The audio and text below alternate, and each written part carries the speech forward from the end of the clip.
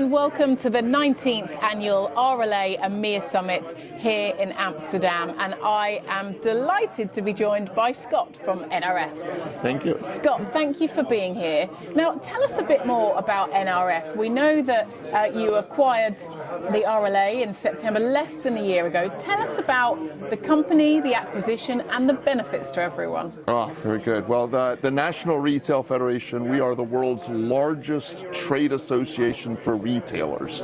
So we represent some 4.2 million retailers, primarily with some sort of footprint in the United States. But retail is a global industry, and retailers are busy trying to address global challenges. So when we think about sustainability, we think about the commitments retailers are making because consumers, investors, regulators, everybody is looking to retailers to play a leading role. When you really dig into what are the opportunities for retailers, it begins to become looking at a circular economy. How do you keep goods flowing for as long as possible in the economy? Which means you immediately come to reverse logistics, which means we need to have reverse logistics experts as part of the NRF. So the acquisition, let's buy a group of experts. It's not just, Tony and the team. It's the incredibly network that has been built over years and years. So all of the reverse logistics expertise is here. So NRF wanted to be a part of that.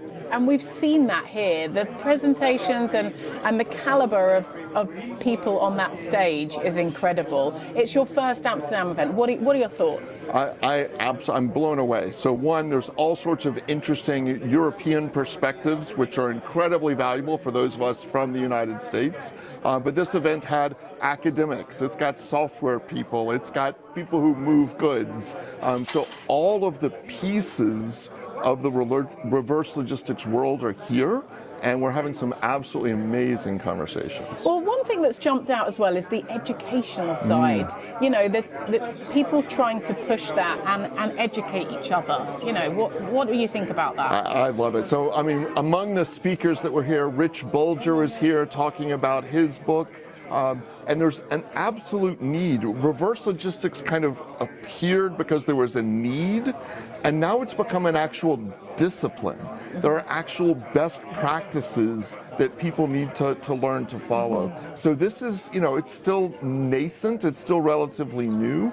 This is the kind of event where everyone comes together and says, how do we make each other better?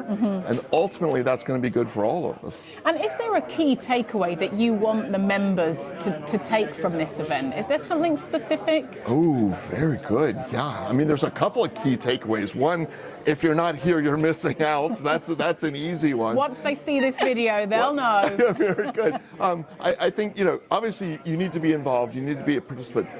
Sustainability is a team sport. It requires collaboration. And one of the central pieces of sustainability these days is circularity. That is reverse logistics. So if you want to be effective in this space, you need to be here collaborating with others to build a better world. And what's happening over the next few months? Are there any changes coming? There's lots of changes in terms of legislation and other stuff. What's happening with the NRF, and how is that going to respond to the industry? Oh, that is a fun question. So one of the constants in the world of retail, the only constant in the world of retail is change. So retailers are particularly adept at managing change, and a lot of the changes that are happening here in the circular economy space as that emerges. At NRF, we frequently talk about how this emergence of a circular economy is going to be as transformative to the retail world as the rise of e-commerce. So people need to kind of buckle in. Change is coming, and you can be here participating in that change learning about that change, or you can get left behind. Yeah, go with it. And you know, that is one of the big things about this event that I notice in particular is the camaraderie and the networking and the socializing. People really get on.